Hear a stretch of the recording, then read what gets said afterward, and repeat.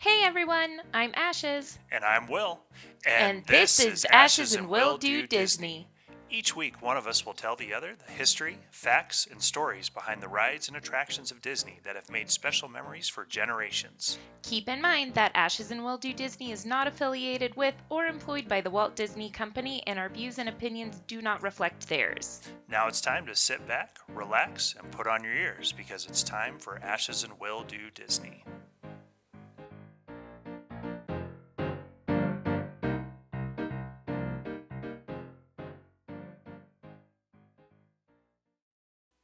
Back again, Ashes. How's it going? It's going. This chilly weather is not my cup of tea. I'm missing the Florida vibes. It's definitely not my favorite either, No. and we're just getting started with it. And it got cold pretty quick. Like we went from a 70-degree day to like the 40s, and then Halloween was like the 30s, and like I think it was 28 degrees when we went out trick or treating. Yeah, it was cold, and somehow all of my friends at work are just crazy people who are like, "Oh, I love this weather," and they knew who they are, but it's just makes my soul sad. And I think you and I are just kind of alone on our little island if we're the only ones who don't like it. Right, right. Yeah, a lot of people. I mean, they live in Colorado. I literally talked to people who told me they moved from warm climates to colder climates on purpose. Yeah, there's something wrong. There's something absolutely wrong with that.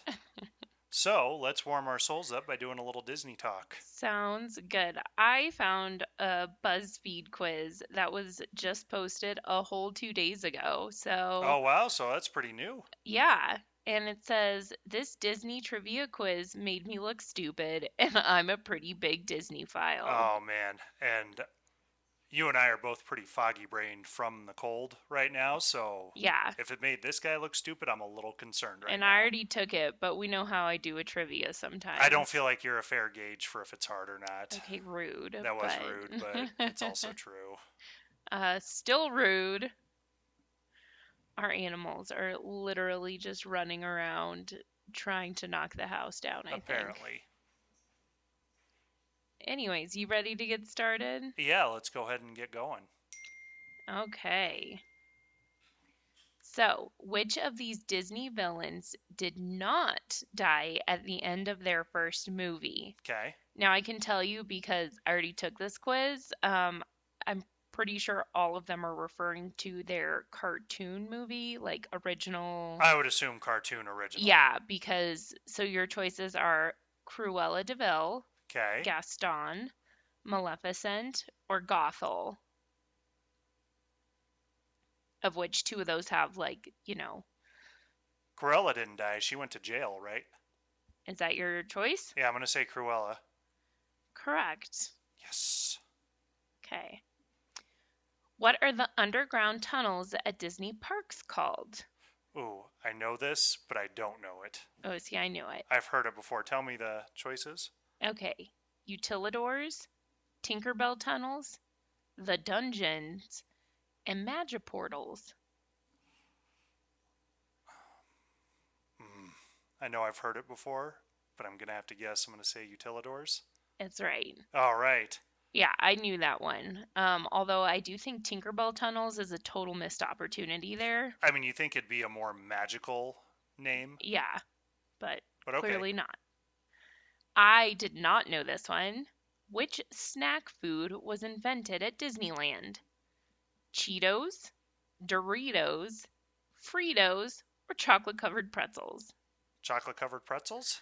That was what I said, and you're wrong. Oh, It is Doritos. that was actually going to be my second guess because it feels like that would be kind of a Yeah, collaboration partnership invention. they were invented at Disneyland. A restaurant there named Casa de Fritos made use of stale tortillas to make cheesy flavored chips, and the recipe was eventually bought by Frito-Lay. Hmm. Yep. Okay. Okay, I did know this one, which I was kind of proud of myself. Okay. The Lion King is loosely based on which Shakespeare play? King Lear, Henry IV, The Tempest, or Hamlet? Hamlet. Yes. Hello. Can't you be a little proud of me for actually knowing that? I mean, yeah, sure, but I feel like you just should. Okay, rude. It's not like I read Shakespeare. Yeah, you know. Okay, these two mice in Cinderella are named. It says these two, and it doesn't even show a picture, but the two. So all of them have Jacques, but is it with Gus, Gary, Maurice, or Daxter? Gus. Yes, I was going to say Gus, but I guess just Gus. just Gus. Walt Disney passed away in 1966 during the production of which animated film? The Rescuers, Jungle Book, Sword in the Stone, or Sleeping Beauty? I did not know this one. Read him again. The Rescuers, Jungle Book, Sword in the Stone, or Sleeping Beauty? Jungle Book? Correct. Yes. What'd you say? I think I said Sword in the Stone. Okay. I knew for sure it wasn't Sleeping Beauty, and I didn't think it was the rescue, and I knew it wasn't the Rescuers. So I was between Jungle Book and Sword in the Stone. Gotcha. But I Okay. thought, And obviously it wasn't Sleeping Beauty because Sleeping Beauty's castle is part of Disneyland and he was alive for Disneyland. well, it was also the first animated movie that he did. That was So, Snow White, but okay. oh yeah, it was. Well, worked in my advantage. Who at 19 years old is the oldest official Disney princess? Mulan, Belle, Pocahontas, or Tiana? Tiana? Yes. Boy, that was going to be bad if you didn't If get I that didn't know one. that one, it would have been bad. Which of these characters debuted in an animated short first? Goofy or Donald? An animated short first? Yeah, like which one came first? Yeah. Donald. Wrong. Goofy? It was Goofy, and you just did your episode on Goofy. Oh, like by himself? It said Goofy first appeared in an animated cartoon in 1932, Mickey's Review. though he was named Dippy, Dippy Dog. And Donald appeared earlier in print. He didn't appear in an animated That's right. cartoon until 1934. So that's where I got confused there a little bit because they added Goofy to the Mickey Mouse cast, which Donald already existed in, but Goofy was in an animated cartoon first. I mean, semantics. Semantics. What's the name of the father/main character in Disney's attraction Carousel of Progress? James, John, Robert, or Walt? Is it John? Yeah, but I don't feel like you knew that. I feel like that was just a real popular name to guess. Yeah, well, let me get you. Who was the voice of him? Ew, why would I know that? Because it's Gene Shepard who narrates A Christmas Story because he wrote A Christmas Story. Yep, still wouldn't know that. Oh, that's a little disappointing. Name an animated Disney movie with an official Disney princess who does not sing. And then you have to just type in an answer. Who does not sing? Yeah. Merida. So the name of the movie is Brave. Yeah. And I already know that's correct. You got 8 out of 10. Not so horrible. Not bad. What'd you say for the princess who didn't sing? I tried to say Wreck-It Ralph. Vanellope. Yeah. Did it count it? No. Why? She doesn't sing and she is a princess. I know. I was like, it said she was a princess. Well, I guess she kind of sung a song at some point in there, but not really. Yeah. All right. So, but it said there's 12 of them. It says Merida is only one of the 12 official Disney princesses who does not sing in her movie. However, we will also accept Raya as an answer in case she becomes official in the near future. Okay. All right. But it doesn't tell you any of the other ones? Oh, it says, sorry, she's the only one of the 12 official princesses. So Merida apparently is. there's, yeah. Okay, gotcha. So it did that not makes more sense. count. I was like, that's a lot of princesses then that didn't sing. And I Yeah, don't know who it does any not others are. count Vanellope, which I think is a little All right. Well, I guess dumb. maybe she's not an official Disney princess. Yeah, I don't know. Which I feel like kind of isn't fair Because in Ralph Breaks the Internet, when she meets all the I princesses, they know. ask her the criteria, and they're like, yeah, you're a princess. Yeah, that's. But didn't she have to sing a song? She may have. And that might be why you got. But at the same time, it's not like But if she sometimes she sang goes even about one note, she sang in her movie. whatever. So what do you have for me this week? Okay, so this one was actually inspired by our middle kiddo. Okay. And to kind of give you an idea here, what show has she been watching, like, religiously? What toys has she Oh loved? my goodness. She is on a giant Lilo and Stitch kick, She is. which my friend at work who has a daughter who's just a little bit younger than our middle one, her daughter has yet to watch any Lilo and Stitch. Oh, man. So I'm going to just straight call her out, and I'm calling out anyone who has not watched Lilo and Stitch because I'm embarrassed for you. Any of you who have not watched Lilo and Stitch. Yeah, Because it's amazing. And obviously our kids have watched it before, but she got on a real big kick on it while we were in Florida. Oh, and yeah. It just hasn't stopped. Yeah. She's all literally, what do you want for Christmas? Lilo and Stitch stuff. That's all she wants, and that's when she's going into her room to watch something. That's what she picks is Lilo and Stitch the series. Yep. She was Angel for Halloween. So, with that in mind, what do you think I'm doing today? Well, either Stitch's Great Escape or just Lilo and Stitch in general? No, I'm not. So, I'm doing what would later become Stitch's Great Escape. And that's the extraterrestrial alien encounter. Oh. And I thought about waiting until next year for Halloween to do it, but I'm impatient and really wanted to do this episode. So I mean, I'm not going to lie, I didn't really know that it was a thing. It was a thing. It was Stitch's Great Escape. Yeah, so let's learn a bit more about it. Okay. So again, it's called the extraterrestrial alien encounter. So not extraterrestrial, extraterrestrial. I mean, I like the play on words. Yeah, right. And it was a theater in the round attraction. So basically the theater was a circular spot to sit. Yeah. So no matter where you sat, you saw it. Gotcha. Okay. It was in Tomorrowland in the Magic Kingdom. It was not at Disneyland. It was at Disney World. Oh. Okay. And the ride was in collaboration between Disney and your favorite, Lucasfilm. And it was a darkly humorous science fiction ride. I mean, I'm intrigued. It sounds interesting. Yeah, this is not something you and I ever got to do because it closed before we got there. We did Stitch's Great Escape. We did. And this ride used binaural sound to achieve most of its effects, which is the use of two microphones to create 3D stereo sound. Oh. Yeah, right? Very sophisticated. Talk a little bit about the history of the ride. It was announced in 1993, and it opened briefly for previews on December 16th of 1994. It received a lot of criticism for its comedic and confusing pre-show and the darker tones of the actual attraction. Guests were also screaming longer than expected, which made dialogue and important plot points hard to hear and understand. Oh, well, I mean, a few adjustments I feel like could have taken care of that. Well, we'll talk a little bit about that.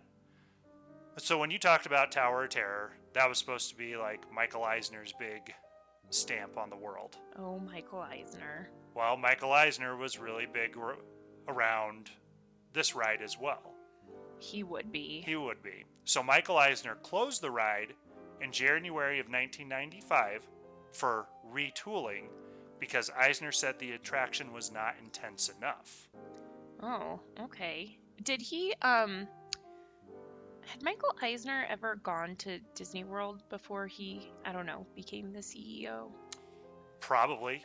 I would have to read a little more about it again because it's been a long time since I read how he became Disney CEO. Because the more I learn about him, the more I'm like, bro, I don't know if you've ever been to Disney. Well, let's talk a little bit more about this. Okay. We'll kind of address that thought process here in a little bit.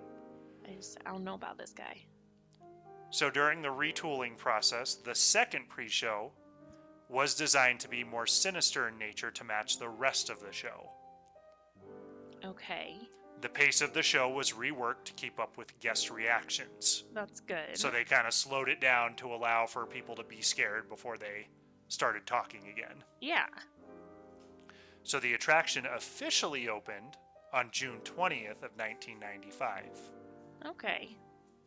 When the ride opened, some fans praised the ride for its darker tone compared to other Disney attractions. For the most part, however, the experience was met with largely negative responses. The attraction was considered to be too scary for younger children. See, now don't get me wrong. Like, this is totally, like, right up our alley. 100%, Like, I feel I like would this is love to have something gone that... on this. So while I give Eisner a hard time, I give him a hard time in reference to Disney. Mm-hmm. I feel like if Eisner just ran off on his own to make his own park, like... Again, rides that might do better somewhere else. Yeah, like, you know, what we talked about, the Stanley Hotel murder the mystery. Stephen King room, yeah. Yeah, like, all these other ones sound great. And this actually sounds phenomenal. Something like you and I would totally enjoy. But for sure. I get it. Like, I don't quite necessarily know if it jives with the Disney... Well, let's vibe. get there. Let's talk a little more about that. Officials even put up signs saying that children under 12 shouldn't do it. Oh, dang, under 12. Yep. As such, the popularity of the ride started to wane and it became obsolete. On September 21st, 2003, it was announced the ride would be closing and it was set to be replaced with Stitch's Great Escape. Wow, that ride did not last long at all. It lasted longer than you think it did. 8 years? Oh, the alien encounter ride. Yeah. Correct, yes, it did not last long. So the ride officially closed in November of 2003, and Stitch's Great Escape opened in November of 2004. That ride became stroller parking in January of 2018. Stroller parking, that's so depressing. When you walk in to Tomorrowland, there's a spot to the left that is stroller parking that used to be Alien Encounter / Stitch's Great Escape. I take it you're going to tell me what happened to it. I'll tell you what happened to everything here. We'll get there. Even though the attraction didn't have any big drops, it was being designed as one of the premier thrill rides in the Magic Kingdom. As discussed, Eisner didn't think the ride was as intense as it should be. By the time he had done the ride, Disney had already spent about 8 years developing it, and it was supposed to be the main attraction in the revamp of Tomorrowland called the New Tomorrowland. We're talking about Stitch's Great Escape. No, we are talking about Alien Encounter. Oh, you're still talking about Alien Encounter. Okay, we're not talking. We're barely talking Stitch's Great Escape in well, this. you The just ride talked is Alien about Encounter. Stitch's Great Escape. It's a valid question, sir. Keep up. Even though the Orlando Sentinel was reporting the ride to be frightening enough to send guests screaming and running for the exit, Eisner wanted it to be scarier. Oh, okay. So instead of allowing it to open as scheduled, Eisner ordered that the ride be shut down and revamped to bring up the intensity. Why was Michael Eisner so set on a scary ride at Disney parks? Because Disney parks weren't targeted towards thrill seekers when Eisner took over the company in 1984. Yeah. Rides like It's a Small World, Pirates, and Haunted Mansion were loved for their nostalgia, not their fear factors. Correct. And when Eisner's teenage son turned down a chance to go to Disneyland because it was quote-unquote too lame, that inspired Eisner to lure the teenage demographic. Okay. Most of the ideas from the original imagining of the ride made it to the final cut. However, a generic alien was not meant to be used, but rather a xenomorph from the Alien movie franchise. I was going to say. So that's what they wanted originally. They wanted this to be a like collaboration aliens. with the Alien franchise and actually something recognizable. Yeah.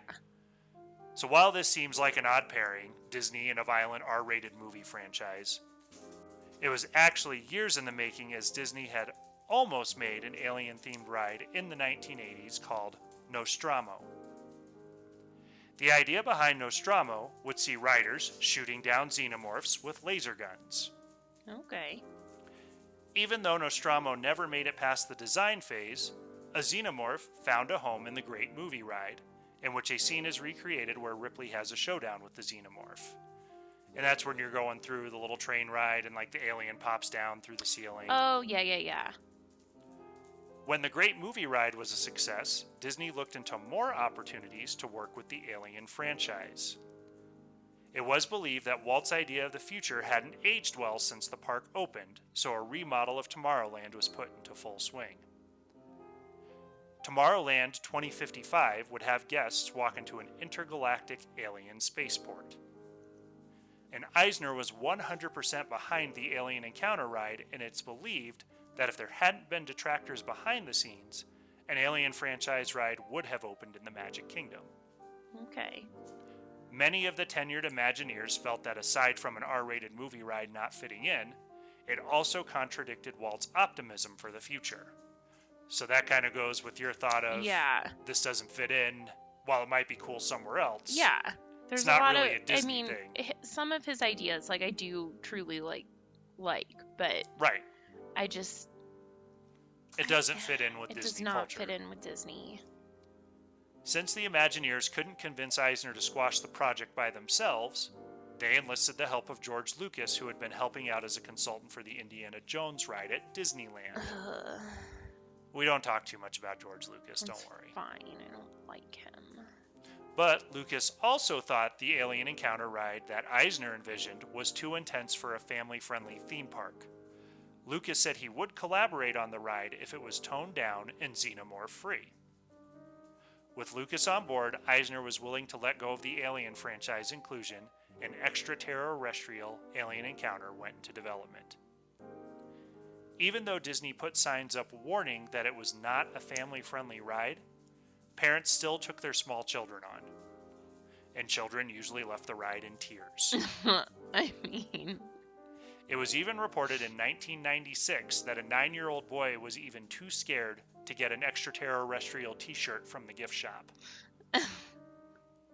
So yeah, we're at a point now where it's so scary that even the idea of buying souvenirs was too much.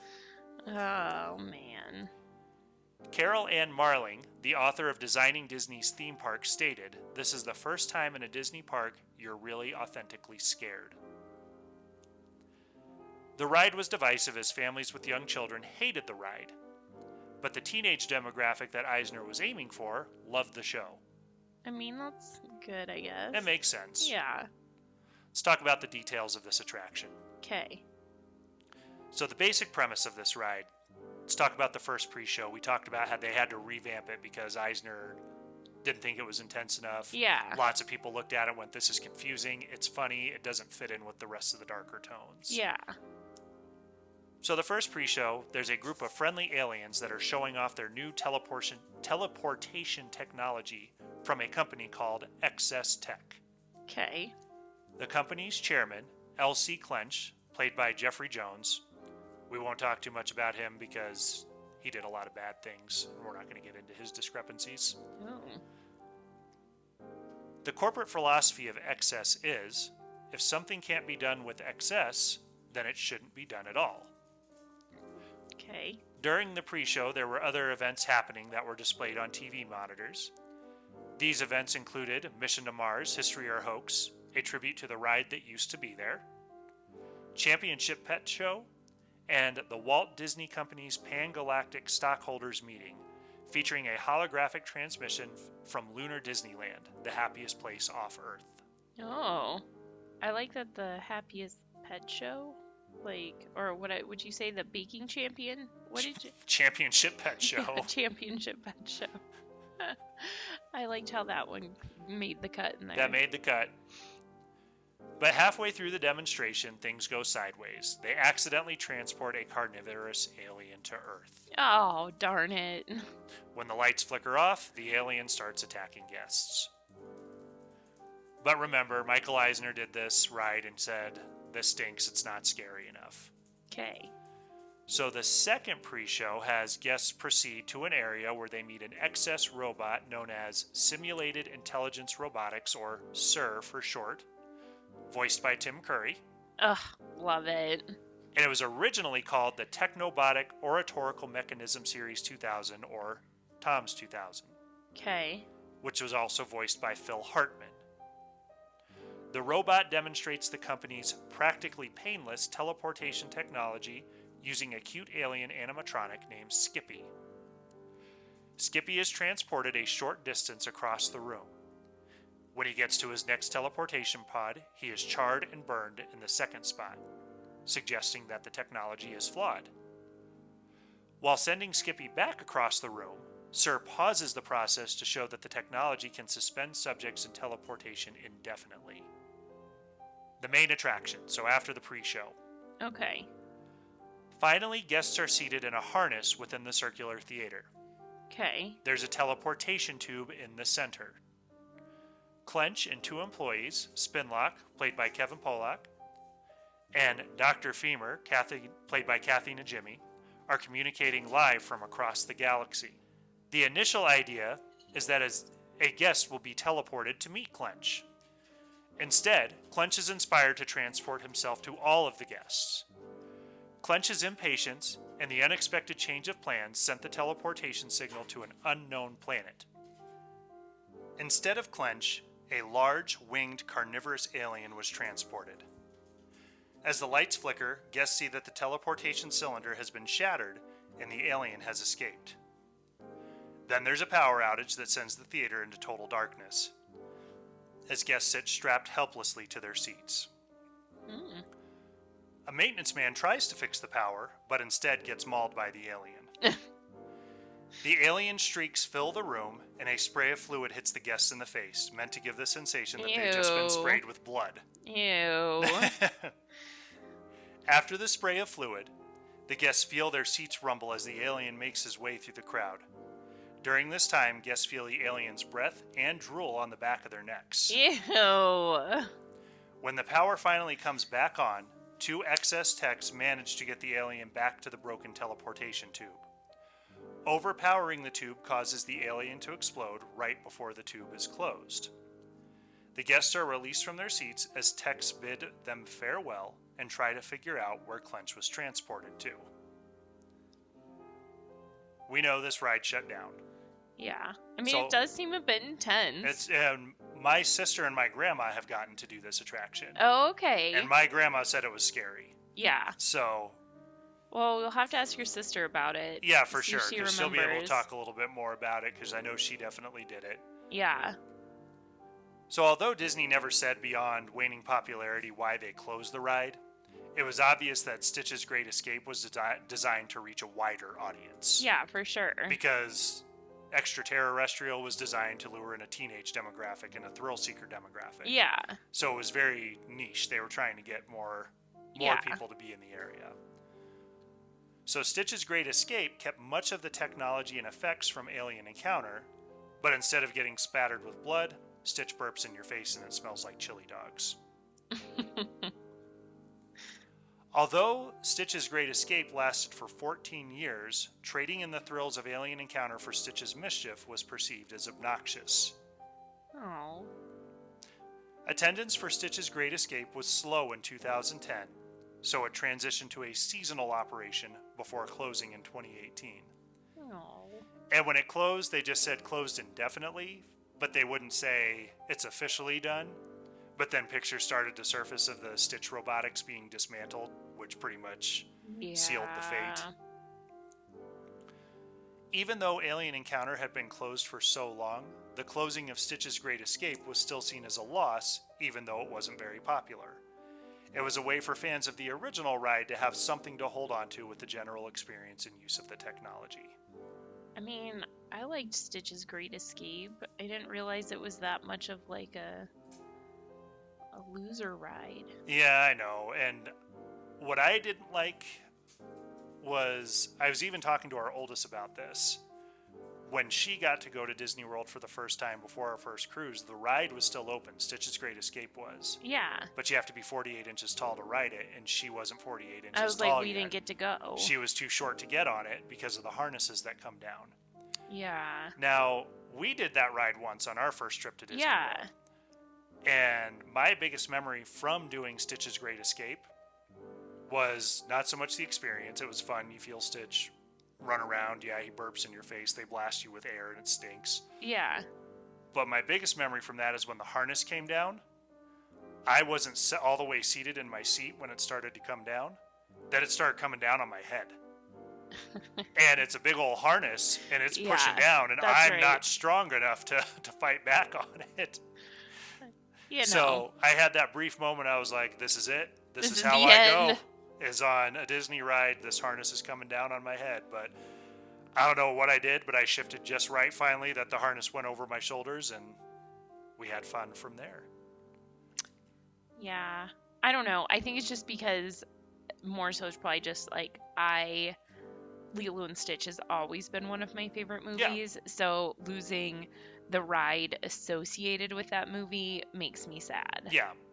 And like they used some of the robotics that they used in the original ride, like the robot who's showing how the teleportation technology works. They used him. They still use Skippy the alien, but he doesn't get all burned up and charred this time. He's not as tortured as he is in the Yeah. first one. But now, while I was looking into this, I found this link for a promo film about the ride. What? Yeah. And I'm thinking this is going to be like a 10-minute, 15-minute video. Yeah. This is like a 45-minute documentary. All on the ride? Well, so kind of. It's a giant advertisement for the ride, but they barely actually talk about the ride. And so this ride, or this promotion, is called Alien Encounters from New Tomorrowland. And it's billed as a documentary of evidence of alien life forms trying to make contact with the human race. Wow. Michael Eisner does the intro for it. Oh, yeah, yeah. And it's hosted by Robert Urich, who I'm sure you know everything about. So, Robert Urich, he was an actor. He was a fairly big name back in the day. I remember a movie that he did called Spooner when I was a kid. Cool, didn't watch that. No, I'm sure you didn't. And basically, it's about this guy who's in jail, and he escapes jail, makes a fake identity, and like goes and coaches the local high school wrestling team. And it's one of those feel-good movies where they do catch up to him, and like they find him at like the state championships, but they let him go ahead and coach his kids to victory before they arrest him again. Daw. So, big thing that this focuses on is the military and aliens. So it talks of a top secret military base hiding a dismantled alien spacecraft. They reference government misinformation programs designed to prevent widespread panic about aliens. They imply that Jimmy Carter went public with his alien experiences. They reference personal stories. And this is all just a giant ad for the ride. That's very elaborate. Yeah, it is. It's very elaborate. And they say that they are bringing claims of alien encounters to life with this ride. Okay. Some of the highlights that they have in the documentary. They talk about an event in Mexico City in 1992 that shows civilian video footage of UFOs stalking military helicopters. Okay. They talk about an event in Canada in 1991 in a residential area outside of Ottawa. There's a photo of a craft landing in a pre-arranged site. It's called the Guardian case, named for the pseudonym of the photographer who wanted to be anonymous because he didn't want to be harassed after Gotcha. presenting his evidence of this basically planned alien meeting. Yeah. Florida in 1995 was a hotbed for alien sightings and UFO sightings. Especially during the daytime, seeing a UFO almost became a daily occurrence. Like, people would set up their cameras, and it was not unusual that more often than not, they'd catch something in the skies. I just envision people with like beer in a long chair, in like a Just lawn waiting. chair, and like, you know, their little gator buddy, and, you know, just being like, look, there it is. There it is. So there's a gentleman by the name Captain Kevin Randall, who they interview in the movie and focus on a lot in the movie. He's a retired Air Force officer who turned alien encounter expert. Yeah. Brookings Institution had a federally funded research project that ultimately warned that we needed to prepare for contact that could cause civilization to collapse. Oh. Randall claims that the government made a policy not only to cover up evidence of extraterrestrial life, but to also create a policy of ridiculing those who came forward with their experiences.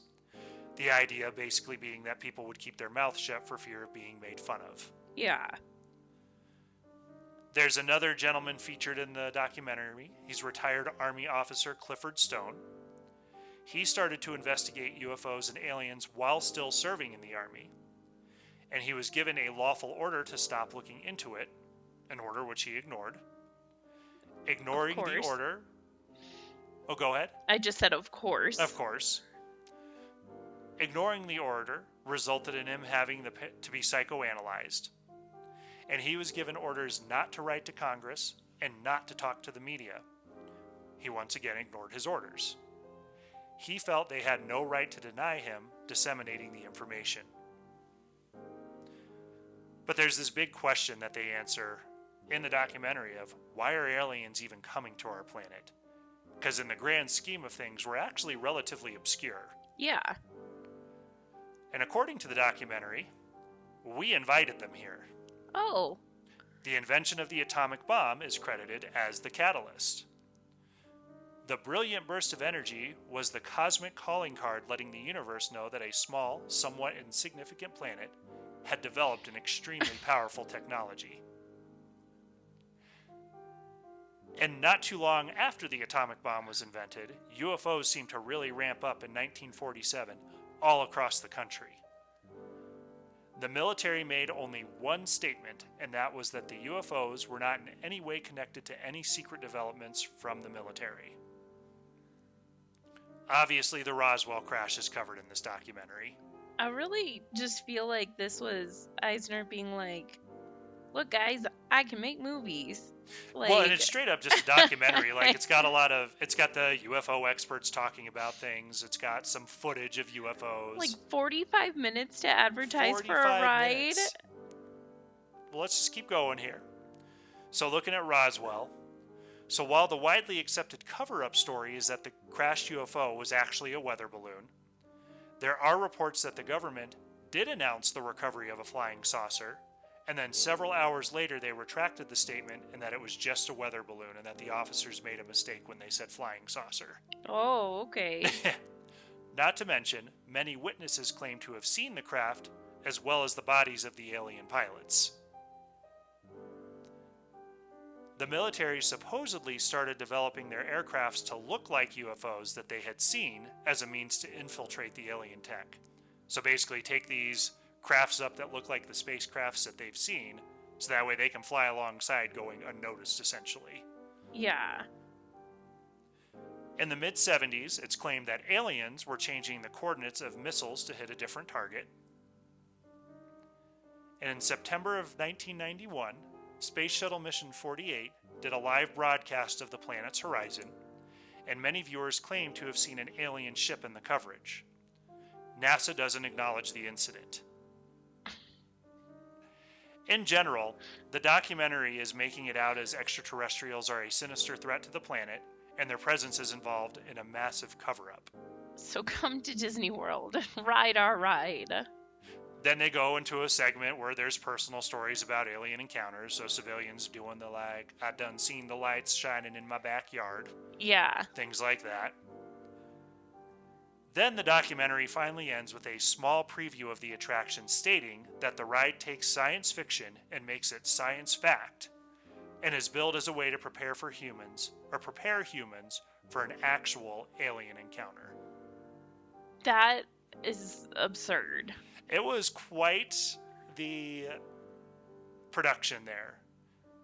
Because, it starts with Michael Eisner talking about like, oh, welcome to New Tomorrowland, and we're going to see if we can get a look here at all this new alien stuff. And then it makes, they even act like, oh no, this is restricted, you can't look. And Michael Eisner's like, oh, maybe not.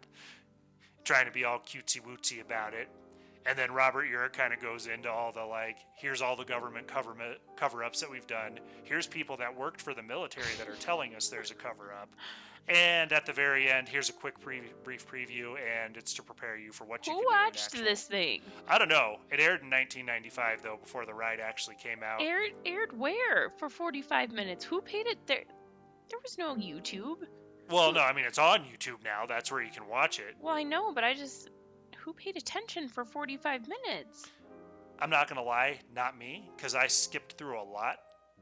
and I just kind of hit the big points on it because I was like, Yeah. this is a long, long advertisement. And they knew what they were doing too, because they kept doing, and coming up, a preview of Extraterrorrestrial Alien Encounter. Stay tuned. So if you want to see what the ride is going to be, you have to Oh watch for the Lord. It was 45 probably one of minutes. those like ABC like Right. specials. Exactly. Like Exactly. That's what it was. And yeah, it took forever just to get to like a quick brief couple minutes. Here's the wow. ride. And but that's what I've got for Alien Encounter. What do you think?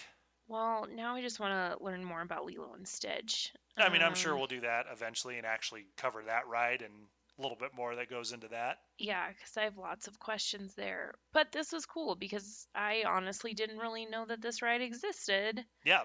And um, I still don't like George Lucas.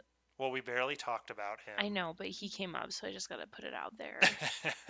And I still don't think I like Michael Eisner No. as a Disney CEO, at least. But the ride itself, like, I'm a little bummed that we didn't get to see it because it sounds Yeah, interesting. because I think it closed just a few years before we actually got to go to Disney World. Yeah, but definitely, I it just does not feel Disney at all. No, and I think that's kind of what Eisner was trying to go for, is not necessarily that it wasn't a Disney ride, but it's taking Disney in a new direction, which, again, Yeah, clearly it didn't fit in, but at the same time, I'll give him the credit for trying to do something new. I mean, I'll give him a little bit of credit because I get he's trying to like find a new audience, but it's just so silly. I'm like, I like how there's space matter, Space Matter. space mountain and Matterhorn, like the bobsleds, Mm-hmm. like Matterhorn Mountain, like all those like I like how those thrill rides are there now. So I think it does a clearly a much better job of attracting like the teenagers, but It's still still family friendly, though. family friendly kind of thing. And don't get me wrong, I mean, you and I love basically all things horror. I like my thrill Yeah, stuff. I would love to go on the Alien Encounter ride.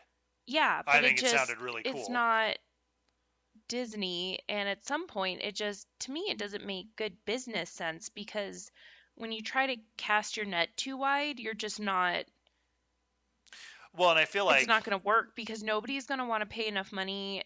The people who are going to want to ride that ride aren't going to want to pay that much money just to go to Disney World to be like, cool, I like this just for that ride. ride, And then the people who are there who like the rest of it are like, they're not going cool, on that ride. well, they're getting ripped off too because it's like that's one ride they're missing out on Mm-hmm. because that's not something they want to do. So there's Right. one less ride that they're not going to ride. And I feel like that ride wasn't casting the net too wide. It was not casting it wide enough because he was specifically trying to be like, teenagers. I want teenagers. No, but I'm saying when you look at the big picture, it Mm-hmm. was casting it a little too wide because overall, like Disney parks is like, here we are, we want to do family stuff. And then Right. it's like, this one ride is like, I want this demographic. So, like, his overall net was just One ride too, was going for one demographic. yeah, like you can't do that. Like, pick your niche and be good at it. Like, you Right. can't, Right. Because you think about, like Eisner's teenage son who said Disneyland's too lame.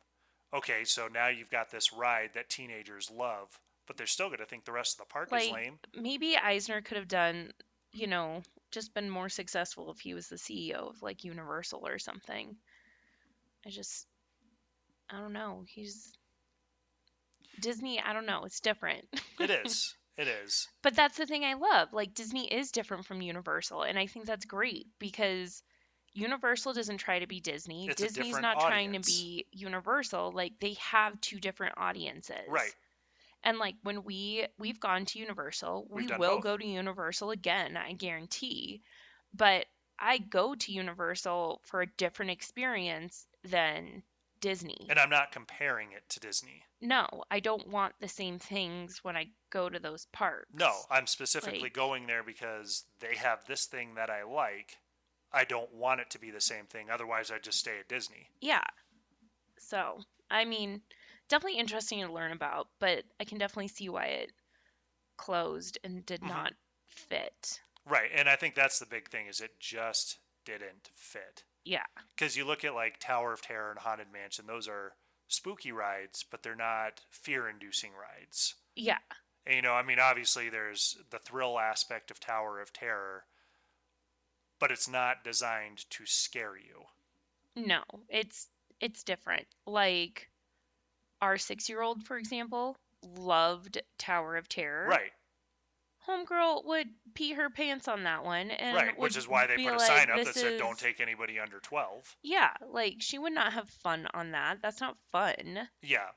And you think about it too. Well, yeah, the sign was there to say don't take anybody under 12 But and you're at parents. Disney World. What, You're you're at Disney gonna want World. to take your, You'd have it in your mind of like, well, this should be okay. It's at Disney World. yeah. And of course, your 8-year-old's gonna be like, but mom, I'll be fine. I want to go on that Yeah, ride. right. Sure. Sure. And again, you're going to sit there and think it can't be that bad because it's Disney World. Yeah. So, again, I think he kind of had the right idea in trying to expand and reach different audiences. Just wasn't quite executed as well as it could have been. Yeah, definitely not. Yeah. But that's But what cool. I got. I liked it. I'm excited to see what you got for me next week. That's it for this week's episode of Ashes and Will Do Disney. Don't forget, we need your mouse tales. If you have a funny, weird, exciting, or just a favorite Disney memory, send it to ashesandwilldodisney@gmail.com so we can read them on the show. And don't forget to follow us on Facebook and Instagram at Ashes and Will Do Disney. This is a public group to follow. We're also on YouTube at Ashes and Will Do Disney. Please subscribe, rate, and review wherever you listen to your podcasts. Thank you so much for listening, and have a magical day.